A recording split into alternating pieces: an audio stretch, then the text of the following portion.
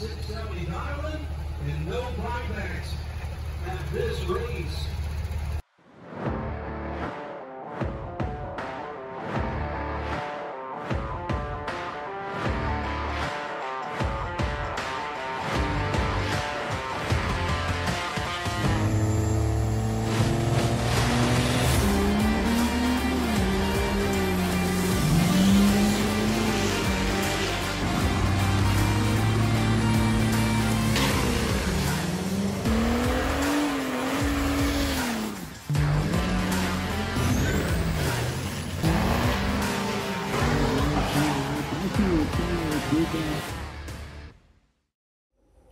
Alright guys, welcome back to the channel. So as you can see, we're back in the shop, unloaded, and pretty much wrapped up from a long, wet weekend at Rudy's, as any of you know if you were out there. Figured I'd try something a little different this time. So normally after an event, I would kind of put a bunch of videos together, like coverage from the wherever the event was, and then kind of have a event summary at the end, kind of going over everything we've done. But figured now, instead of trying to make a really long video with all that, I just kind of split it up. So this video here is just going to be more or less going over how the weekend went for us, and kind of a breakdown on what all we had going on. And then I'll do another video that's going to be coverage from the actual event, just a bunch of different clips in case any of you guys missed it. So if you recall in the last video, where we kind of left off was we had the dad bod loaded up and we were ready to go. So first thing Thursday, I came home from work after working a night shift, and we loaded up the last few things we needed and headed out. We got up there to Rudy's around mid-afternoon Thursday, and we like to get there early on Thursday because a lot of times the gates are open and we can get in and drop the trailers and kind of keep all of our stuff in the gate, and we don't have to worry about anything happening at the hotel, you know, overnight. So anyways, we dropped everything off Thursday. When we got there, we figured we'd go ahead and test out the new lockup switch on Trevor's truck. He hadn't tried it out yet. So he went to go hit lockup. We figured the best way to do it would just be go and put the truck in gear and just see if it would stall the truck out in first. If so, we know the switch is working. Well, he hit the switch and nothing happened. So we started retracing everything, checking over wiring, and we could not find anything wrong. So we ended up, we're like, you know, maybe just happens to be a bad switch. I doubt it, but what the heck. So we went ahead and threw a new switch on there, and same thing, still had no lockup. And actually when you engage lockup, you could hear just a little bit of a RPM drop, where it's like, it almost seems like it's trying to engage the converter, but it's not even getting close, nowhere near close enough to stall the truck out. Also, he had attempted spooling the turbo up that afternoon and was having issues getting that charger of Nathan's lit. So he went ahead and swapped over to his turbo to run the event with. So going into Friday, we decided we would try to do a little more troubleshooting on Trevor's truck. We knew that if we pulled the resistor out of the switch, that lockup would still engage, but it would throw it in limp mode and we'd have clear codes and all that, but at least we could check and make sure the resistor wasn't bad. We took that out, still no lockup. Also, we drove the truck down the return lane in tow haul, that way we could get it to lock up in third, and we still had no lockup even up to like 50 miles an hour. So for some reason, the truck is either one, not getting a command to lock up, or two, the converter is not actually locking up when it's being told to. Of course, as with every other Rudy's that there ever has been, it seems like there was bad weather. So they had a change in plans and they bumped the schedule up a few hours. Because of them bumping the schedule up, Buddy and Chris actually ended up missing the first round of qualifying for the pro classes. They were actually pulling in the gate as the 590 guys were running. So unfortunately, they missed out on Q1. Chad, he ended up running in Q1 and had some traction issues.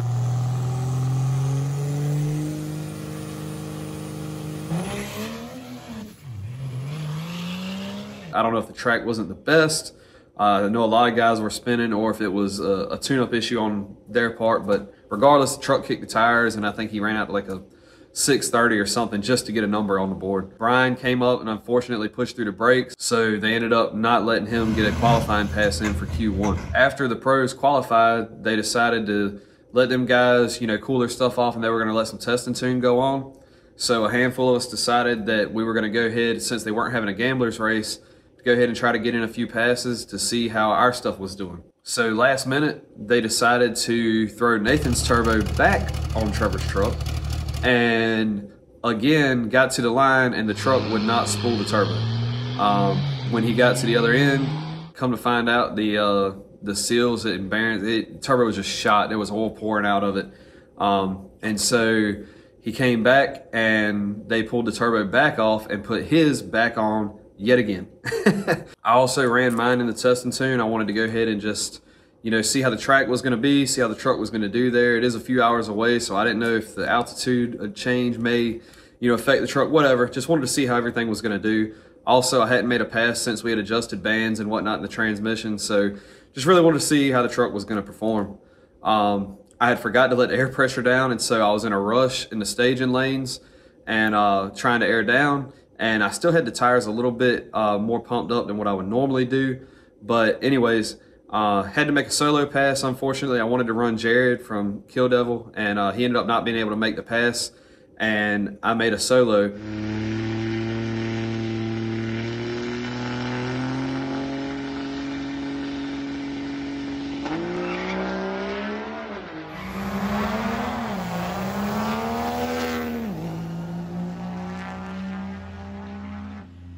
But the truck ran out, let's see, it did a 155 60 foot. It actually spun a little bit off the line and went a 675 at essentially 103, 102 and some change. So anyways, after Trevor got back and they had found the bad seals in the turbo and whatnot and swapped his on, they ended up finding out that the guys over at KC Turbos actually had a rebuild kit for that Charger. And so Trevor and Nathan ran over, got the rebuild kit, and they rebuilt Nathan's turbo and swapped it back onto Trevor's truck yet again. As I said, Trevor's wasn't leaking too much oil, but it definitely had some play in the bearings, and so we didn't really trust it, and so we felt that was the better option. Also, Nathan's turbo flows a little more, and so the truck should make a tad more power with Nathan's Charger on it. Later on in the night, none of us really participated, but they did have dirt drags, so we went over to check that out, and Taylor Overcash came out of retirement finally. It's been like 5 years or so, and he finally decided to show up again. And he had his 6.4 out there, freaking beautiful truck on some real wheels and boggers. And it was out there putting in work. He got in some good passes. Also, Swink had his 6-liter out there, and he made a couple good passes too. And it was actually a really good race between him and Taylor.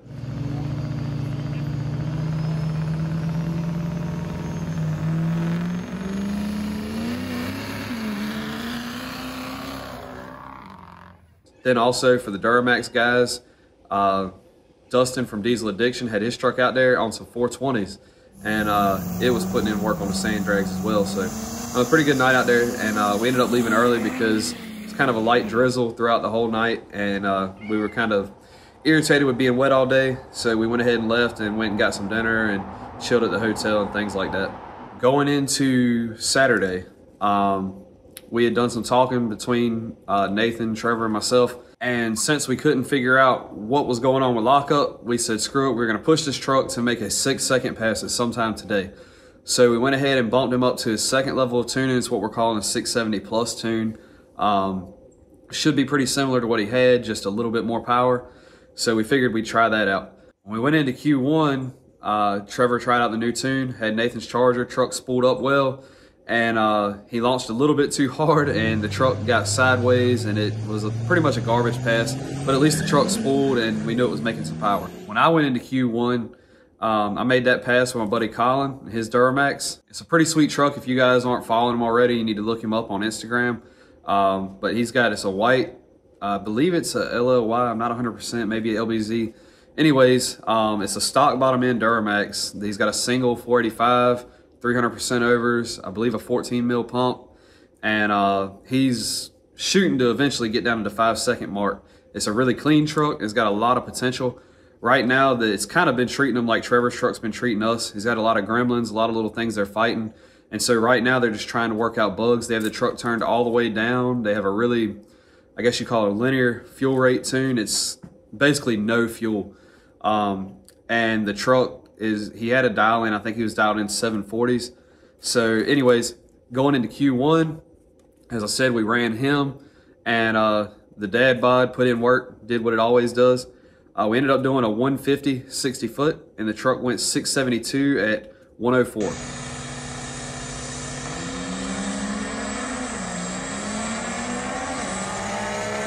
So truck did really good.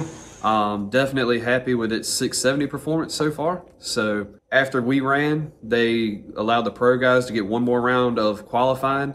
And so Buddy and Chris were finally able to get their run. Buddy had pulled some power because the track had been really bad. A lot of guys were spinning.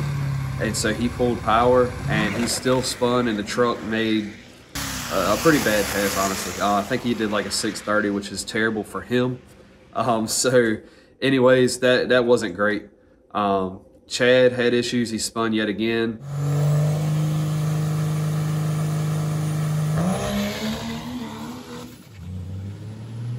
And Brian ended up coming out and he went, I think it was either number 2 or number 3 qualifier with like a 593. So his truck did really good, and I think they were pretty confident going into the eliminations. Chris, he finally got his run, and first time going into a pro class at an event. And unfortunately, things didn't go as planned.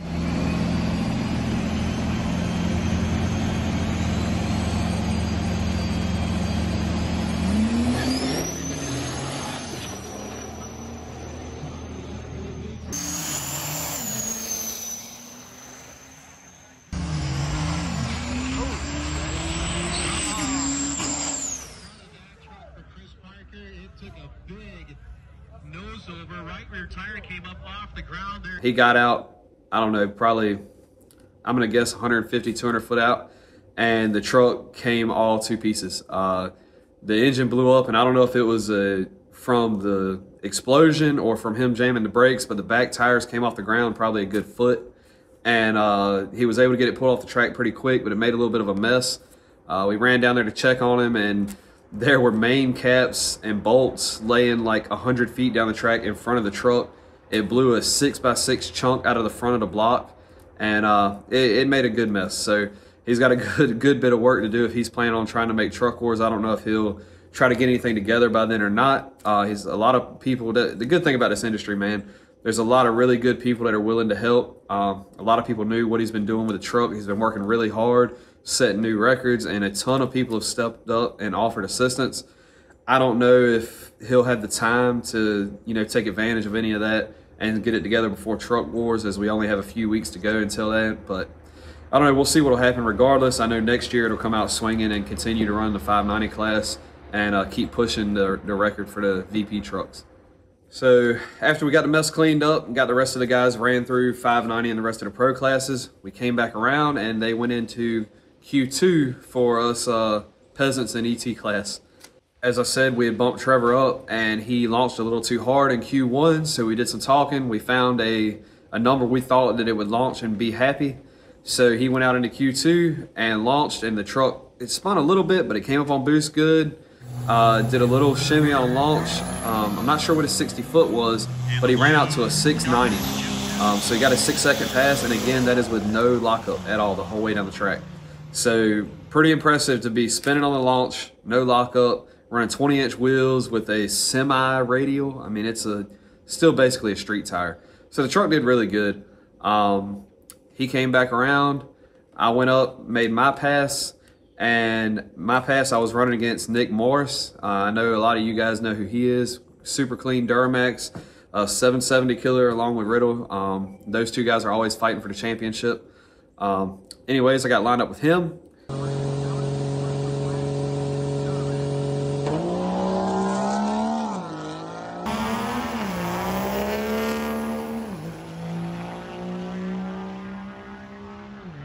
And on that pass, the truck, yet again, did what it needed to do. So we pretty much left together. 0.08 reaction time, which was a little slow for me. Still, my reaction times have sucked all weekend. But I was able to get to a 0.08 to his 0.06, so we were pretty close. And yet again, the truck ran out to a 672 at 104. And actually, the first pass was 104.31, and this is 104.38. So the dad bod is printing receipts. It is going down the track, consistent as all get out. I'm super stoked with how the truck's doing. Also, running ET, I had a few videos of him, and unfortunately, I'm not sure what all they had going on because we had so many people that were tied up in things that was kind of hard to keep track of everybody. But Jared with Kill Devil, they had their 6.7 out there, and he was making multiple passes in the 670 to 680 range. I'm not sure exactly what his passes were, but I know he got a 670 on one pass. So the truck, again, they're making progress with it, and I'm not sure if they're going to leave it where it is or if they plan to keep pushing. I hear talk that they really want to push for that 6.7 record, but we'll see where that leads to. After we finished up qualifying, they decided that we were going to go ahead and start back with the 670, 770 ET before they go back to pro. So we were pretty much turning around, going right back into the lanes after our last pass. We saw that there was some bad weather coming, so they were trying to push us through quick. So we came on up to the lanes, got our stuff ready. If any of you guys keep up with the circuit, then you know that there's a handful of guys that they follow the whole, you know, point series, and they are freaking killer. They're really, really good racers. And there's just a handful of them that you really don't want to draw first round, especially when you had the first round jitters like I did, where I hadn't raced at an event since Holly Rock, where we didn't even have a round of eliminations because of weather. So I was a little bit nervous, and there was a few guys, like I said, I didn't want first round, and unfortunately, I got lined up with Ken Phillips. If you're not aware, he is the points leader in ET this season, and this is the season closer. So he needed this one event to be able to bring out the points win, and that's unfortunately who I got lined up first round. So coming up to the light, I was really nervous, and I didn't know how it was going to turn out, but I figured we'd give it the best shot. Luckily, we were able to tree him just a little bit. He did a 0.08 reaction time to my 0.07. So again, not as good a reaction time as I want, but it was enough to get out on the tree on him. He did have a 914 dial in to my 670. So I was sitting there for almost 3 seconds watching him drive away before I could ever leave. We launched and it did a 154 60 foot. We spun just a little bit again. And so I kind of got a bad feeling from the launch that it wasn't going to turn out good. And at the top of first gear, second gear, and third gear, progressively getting worse, my intermittent miss decided to show up and hit me hard. Luckily, it didn't slow me down too much. The truck went 678 at 103, so it slowed me down about 1 mile an hour in about a half a second. But luckily for me, Ken ended up breaking out. He was worried to give it up at the stripe. He didn't want to let out, and he ended up breaking out by 0.02 of a second. So it was a really tight race between us. Margin of victory was less than 1/10 of a second. So it was really close race. Really sorry, Ken, to knock you out like that, especially somebody like me that doesn't follow the whole series and then to take it away from you like that. But Ryan Riddle, congratulations. That was enough to give him the points win. He just needed to make one round over Ken. So congratulations to him. I know he works his butt off, and this is like 5 championships over the last 4 years, I think it is, that he's won. So definitely killing it. After my run, Trevor came up, and we're not sure what's going on, but the truck would not spool the turbo yet again. So a garbage pass for him, unfortunately. He came back to the pits, and turbo seems fine. It doesn't seem to have any shaft play. It doesn't seem to be turning tight like there's a bearing issue. There is a ticking in the valve train that started after that pass. We're not sure what it is, but we're going to pull the valve train apart, see what we can find, but really not sure what's going on there, but it's starting to get frustrating, and we got some work to do. I'm not sure how it all went down, but I know that Jared ended up, unfortunately, getting knocked out first round eliminations as well. I believe that he just couldn't quite catch up to the guy. I think he had a 670 dial in. The other guy had whatever it was. Anyways, it was a pretty close race, but he just couldn't quite run the guy down. After we ran, went into the pro eliminations. As I said, Chris unfortunately was already out.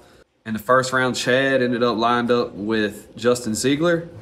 And like I said, Chad's been having issues all day with traction, and he ended up yet again spun the tires, but luckily for him, Ziegler broke out. I'm not sure what the time was, and unfortunately the timing system was messed up at the track. You couldn't see it on the boards. But regardless, Ziegler broke out just by a little bit, giving the win to Chad, pushing him on to the next round. Brian ended up lined up with Adam Foltz. Adam has basically a Pro Street truck that he's trying to slow down for 590, and he ended up breaking out as well, giving the win to Brian.